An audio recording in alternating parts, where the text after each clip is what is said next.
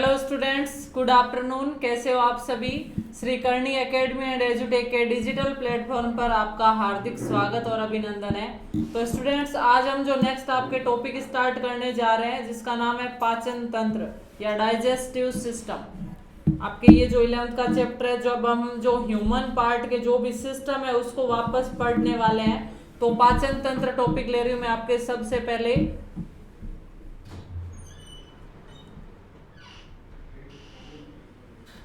ठीक है, तो देखिए स्टूडेंट्स, जो पाचन तंत्र टॉपिक है, पाचन तंत्र में हम क्या पढ़ेंगे कि जो भी हम भोजन करते हैं उसका हमारे शरीर में आगे क्या प्रोसेस होता है, उसमें से कैसे एनर्जी निकाली जाती है, तो उसको हम क्या बोलेंगे, पाचन वाला सिस्टम।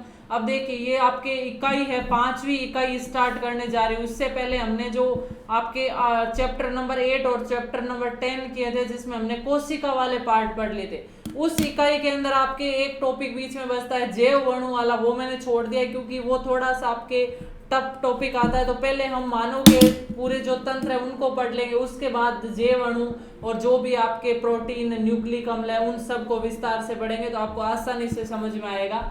ठीक है, तो अब मैं इकाई जो आपके 5th इकाई है, 5th यूनिट है, इसको कंटिन्यू करूंगी। अब इसके चैप्टर है 16, 17, 18, 19, ये सब हम पढ़ने वाले हैं। तो इकाई 5 का पहला पार्ट है पार्ट 16 और उसका नाम है पाचन एवं अवशोषण। इसको हम स्टार्ट करने जा रहे हैं।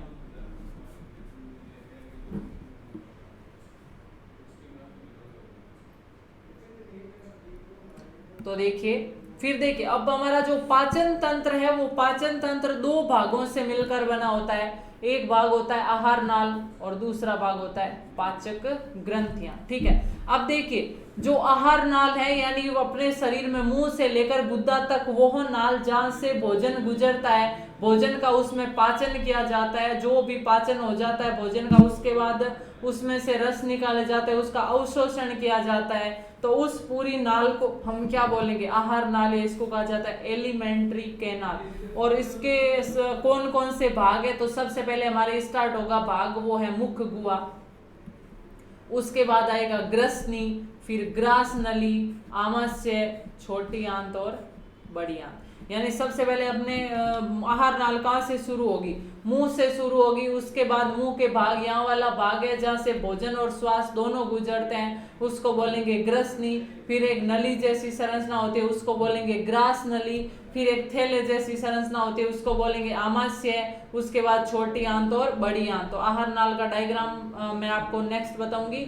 उसके साथ ही कुछ ग्रंथियां होती है, कुछ ऐसे अंग होते हैं जो भोजन का पाचन करने के लिए आहार नाल में एंजाइम डालेंगे, उन अंगों को हम क्या बोलेंगे, पाचक ग्रंथियां।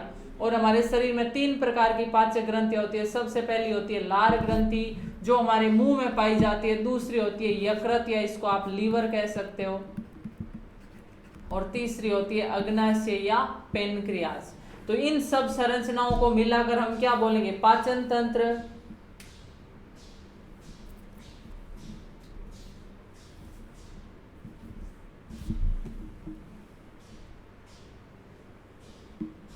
तो इन सब को मिलाकर हम क्या बोलेंगे, पाचन तंत्र या डाइजेस्टिव सिस्टम।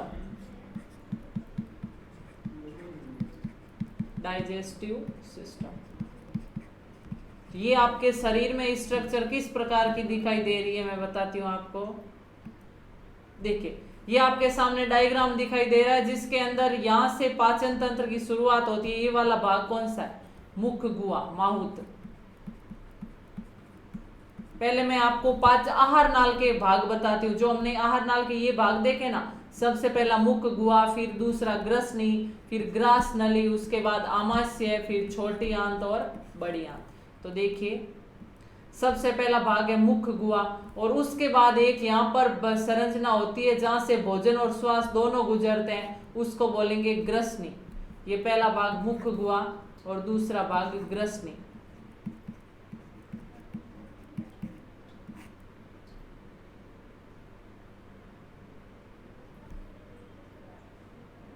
फिर तीसरा भाग है जहां पर एक बिल्कुल आपको नली जैसी संरचना दिखाई दे रही है, इसको क्या बोलेंगे, ग्रास नली, या इसको कहा जाता है इसोफेगस। तीसरा पार्ट आ गया, देखिए ग्रास नली। पहले मुख गुहा, दूसरा ग्रसनी, तीसरा है ग्रास नली जो एक नली जैसी संरचना होती है। सबसे पहले अपने मुंह वाला पार्ट, फिर यहाँ वाला भाग जहाँ से भोजन और श्वास दोनों गुजरते हैं उसको बोलेंगे ग्रसनी। फिर यहाँ पर एक 25 सेंटीमीटर की नली जैसी संरचना होती है उसको बोलेंगे ग्रास नली। और ग्रास नली के बाद एक बिल्कुल थैले जैसी संरचना आती है, यहाँ पर देखिए ये थैले जैसी संरचना है, इसको क्या बोलेंगे आमाशय। चौथा भाग है आमाशय, या इसको बोलते हैं स्टोमक। आमाशय के बाद आपके आ जाती है दोनों आंतें, तो जो एक होती है छोटी आंत और एक होती है बड़ी आंत। तो देखिए जो बीच वाली बिल्कुल हल्के गुलाबी रंग की होती है, पतली होती है लेकिन लंबी 6 मीटर होती है, इसको बोलेंगे छोटी आंत, स्मॉल इंटेस्टाइन, यानी ये है छोटी आंत। और इसके बाहर जो ये आपको पीले कलर में बड़ी रिंग दिखाई दे रही है इसको बोलेंगे लार्ज इंटेस्टाइन या बड़ी आंत। ये आपके आहार नाल के सभी भाग हो गए, जिसमें पहला मुख्य गुहा, फिर ग्रसनी, फिर ग्रास नली, उसके बाद आमाशय, फिर छोटी आंत और उसके बाद बड़ी आंत। देखिए आपको वापस इसमें आपके 6 भाग दिखाई दे रहे हैं।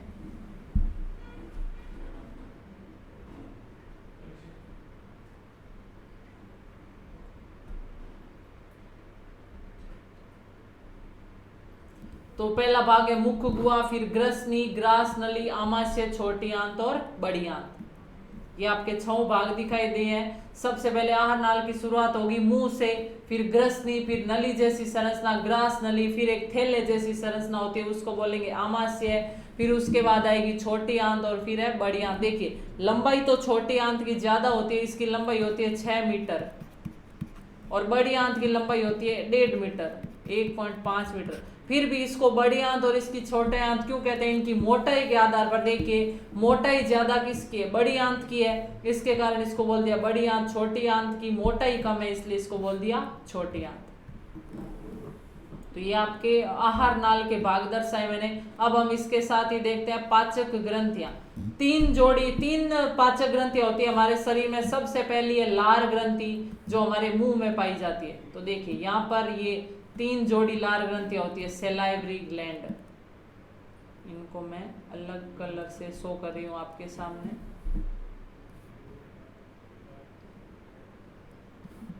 देखिए ये सबसे पहली है लार ग्रंथि, सबसे पहली पाचक ग्रंथि है लार ग्रंथि जो हमारे मुंह में पाई जाती है। और ये 3 जोड़ी होती है, संख्या में 6 होती है, जोड़ी में 3 होती है। तो सबसे पहली जो लार ग्रंथि होती है वो होती है पेरोटिड, और ये कहाँ पाई जाती है? कान के पास पाई जाती है। दूसरी होती है जो जबड़े के पास पाई जाती है, इसको बोलते हैं सब मैंडिबुलर। और तीसरी होती है जीभ के नीचे, उसको बोलेंगे सब लिंगुअल। तो ये होती है जीभ के नीचे, ये होती है जबड़े के पास, सब मैंडिबुलर और सब लिंगुअल, बी और सी। 3 जोड़ी लार ग्रंथियां होती है जो हमारे मुंह में पाई जाती है।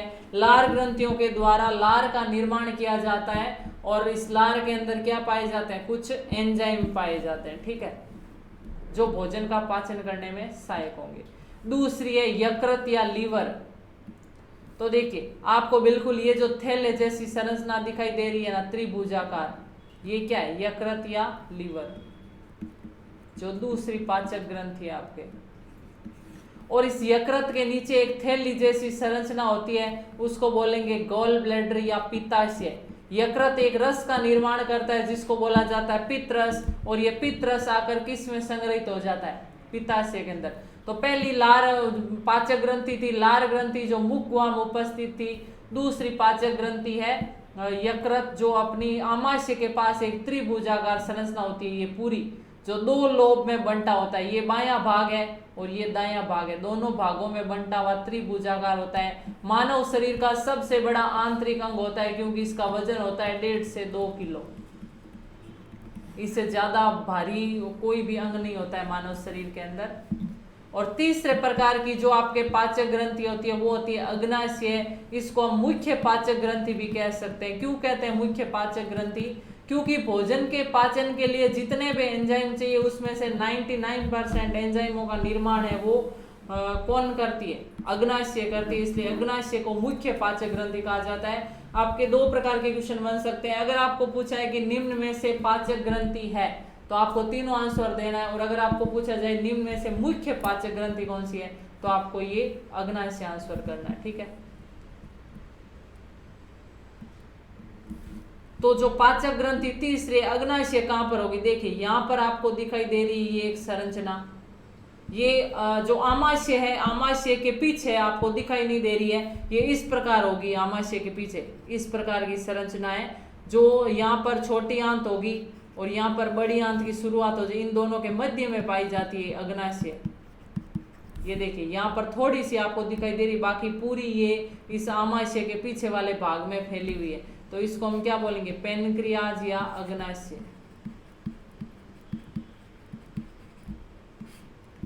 ठीक है, तो आपके सामने ये शो किया गया पूरा डायग्राम पाचन तंत्र का, डाइजेस्टिव सिस्टम या पाचन तंत्र, जिसमें मैंने आपको पाचन तंत्र के सभी भाग बता दिए। इसमें मैंने आपको रेड कलर से शो किया है जो आहार नाल के भाग है उनको, और ग्रीन कलर से शो किया है जो पाचक ग्रंथि है उनको। तो आप इनको बिल्कुल पहले ये वाला डायग्राम आप ध्यान से देख लीजिए कि पाचन तंत्र में कौन कौन से भाग है।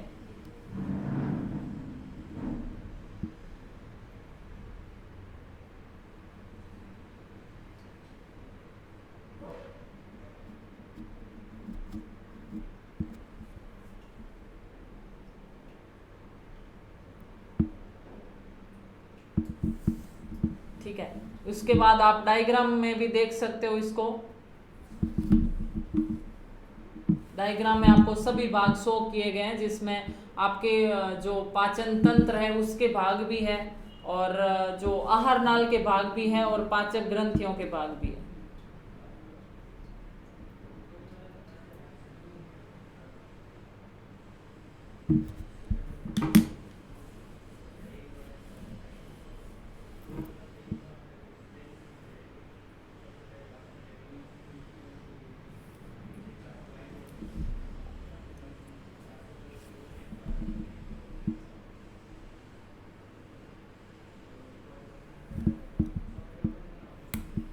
तो आप इसका स्क्रीनशॉट ले सकते हो या देख के नोट भी कर सकते हो स्टूडेंट्स, आपके बिल्कुल क्लियर हो जाएगा कि हम जो अभी तंत्र पढ़ने वाले हैं। अभी तो मैंने इसका एक आपको बिल्कुल बेसिक आधार बताया कि कौन सा भाग कहाँ पर उपस्थित रहता है, फिर हम सभी इन भागों को आगे हम विस्तार से पढ़ने वाले हैं कि कौन सा भाग कहाँ पर पाया जाता है और क्या कार्य करता है।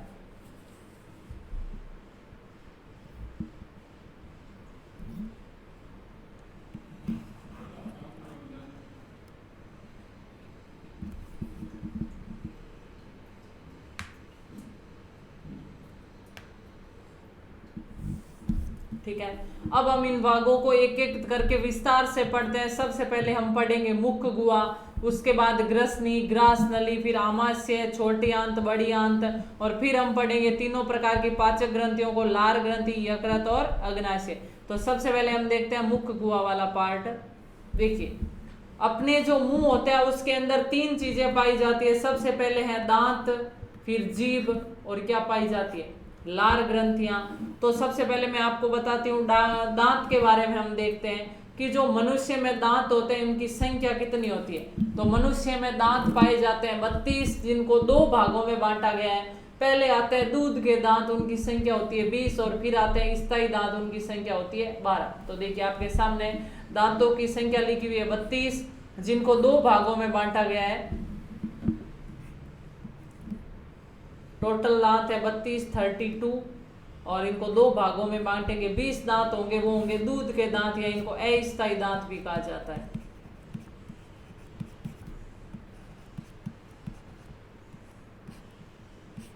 और फिर होंगे स्थायी दांत, इनकी संख्या होती है 12।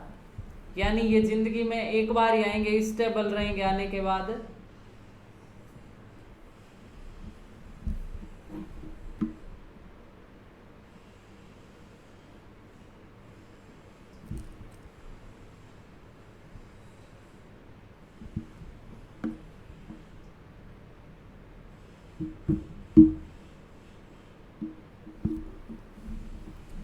अब देखिए, जो मनुष्य के दांत है टोटल 32 दांत है, इनको दो भागों में बांट दिया गया, 20 दूध के दांत और 12 स्थायी दांत। अब दो प्रकार के दांत होते हैं, जिंदगी में दो बार आते हैं, इसलिए इनको बोला जाता है द्विबार दंती। मनुष्य के दांतों को क्या बोला जाता है, द्विबार दंती। फिर देखिए जो मनुष्य के दांत होते हैं वो 4 प्रकार के होते हैं। इस आधार पर एक आपके सामने फॉर्मूला पेश किया गया। दंत सूत्र, मनुष्य का दंत सूत्र होता है 21-23/21-23 इंटू 2। यानी मनुष्य में जो दांत होते हैं ना वो 4 प्रकार के होते हैं। वो देखिए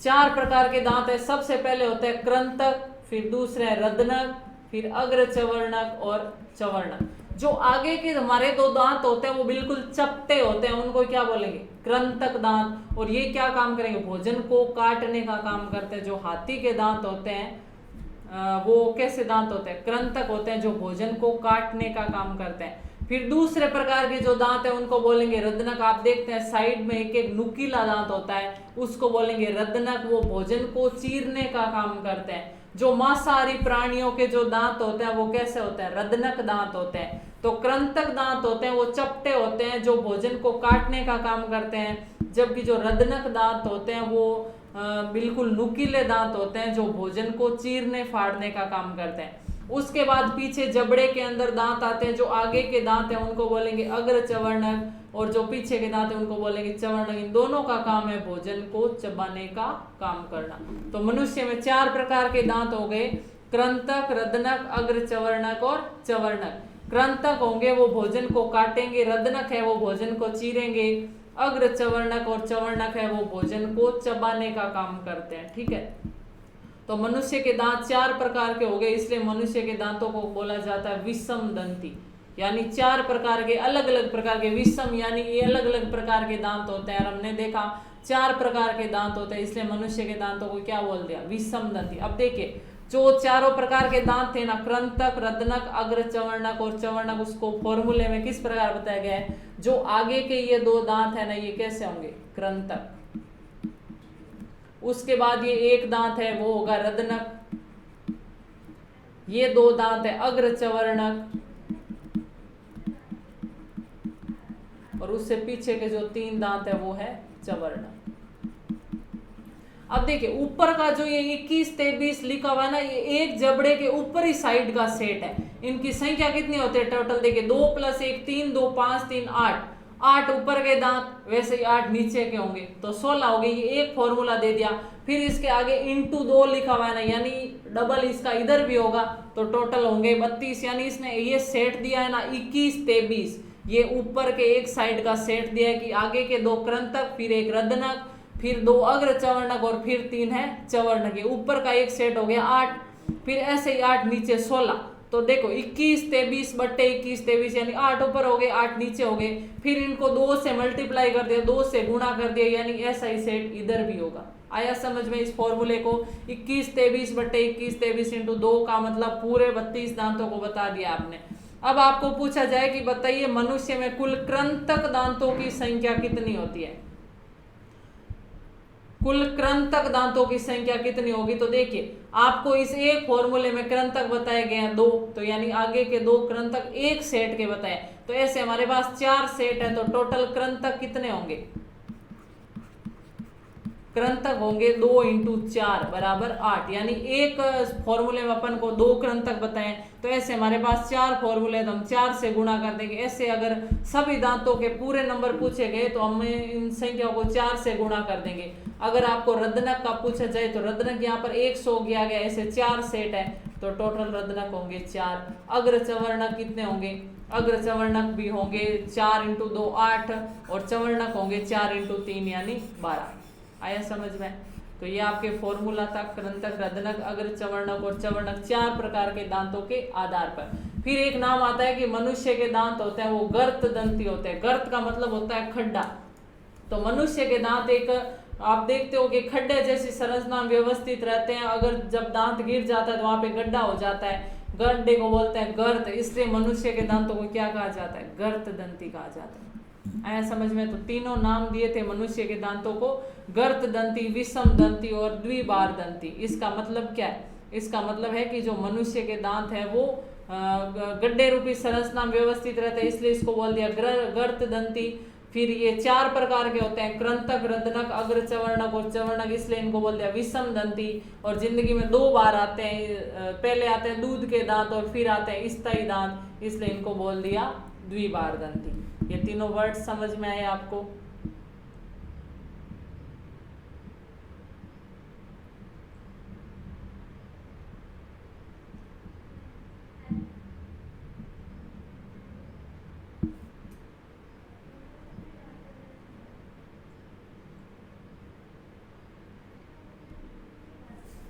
ठीक है, फिर हम आगे देखते हैं। दांत की संरचना के बारे में बताती हूँ मैं आपको। एक देखो आपको लिखा हुआ है, दांत का ऊपरी भाग होता है वो किससे बना होता है? इनेमल से बना होता है। जो आपके दांत का ऊपर वाला व्हाइट व्हाइट भाग दिख रहा है वो किससे बना होता है? वो इनेमल से बना होता है। और इनेमल आपको पता हो तो जंतु जगत का सबसे कठोर पदार्थ होता है। तो ध्यान रखना, दांतों का ऊपरी स्तर इनेमल का बना होता है और इनेमल है वो जंतु जगत का सबसे कठोर पदार्थ होता है।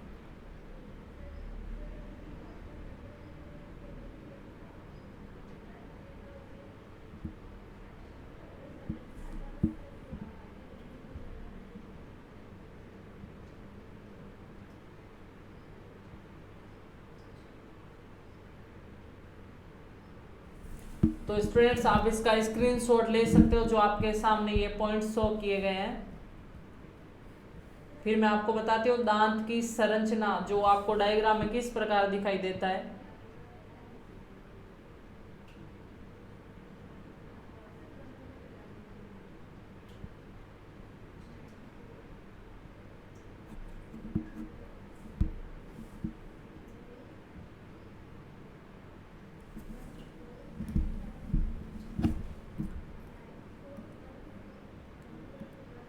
देखिए आपके सामने दांत की संरचना बताएगी। मैंने आपको बताया कि दांत का सबसे ऊपरी स्तर होता है वो इनेमल का होता है। जो ये बिल्कुल व्हाइट पार्ट है आपके, वो क्या है? इनेमल। ये जो व्हाइट संरचना है वो क्या है? इनेमल है।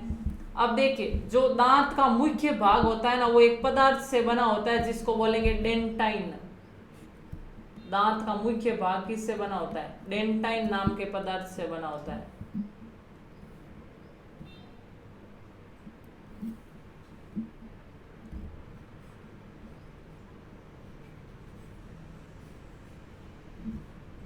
ये जो व्हाइट वाला भाग है ऊपर वाला, इसको क्या बोलेंगे? इनेमल, ये वाला भाग। और जो मुख्य भाग होता है दांत का अंदर का जो भाग बना होता है वो किसका बना होता है? डेंटाइन नाम के पदार्थ का बना होता है। ठीक है, अब दांत के अंदर एक गुहा होती है जिसको बोलेंगे पल्प केविटी, और इसके अंदर रक्त वाहिनी आती है जो रक्त को क्या करती है? जो दांत को है वो पोषण प्रदान करती है। ठीक है, और दांत के अंदर जो पल्प केविटी होती है उसको फिक्स रखने के लिए जो सीमेंटिंग एक परत होती है उसको क्या बोलेंगे? सीमेंट बोलेंगे। यहाँ पर ये रक्त वाहिनी है। ये दांत के तीन भाग होते हैं, ये है जड़, ये है ग्रीवा और ये है शिखर। दांत के तीन भाग होते हैं, सबसे ऊपर वाला शिखर, फिर ग्रीवा, और सबसे नीचे वाला भाग कहलाता है दांतों की जड़। तो ये आपके सामने। अब देखिए मैंने आपको बताया मनुष्य के दांत चार प्रकार के होते हैं। दो आगे के दांत होते हैं वो चपटे। तो ये देखिए दो आगे के दांत है वो चपटे हैं। इनको क्या बोलेंगे? इंसिशियर, या इनको बोला जाता है कृंतक।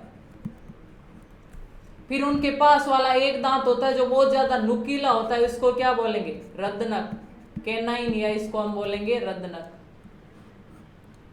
फिर पीछे के दो दांत होते हैं जबड़े वाले, स्टार्टिंग वाले, उनको बोला जाता है अग्रचवर्णक। और सबसे पीछे जबड़े वाले उनको बोलेंगे चवर्णक या मोलर। तो कृंतक, सबसे पहले कृंतक, फिर रदनक, ये अग्रचवर्णक और ये है चवर्णक। इंसिशियर, कैनाइन, प्री मोलर और मोलर। तो ये आपके सामने दांतों का पूरा डायग्राम शो किया गया है, देख लीजिए आप इसको ध्यान से बिल्कुल।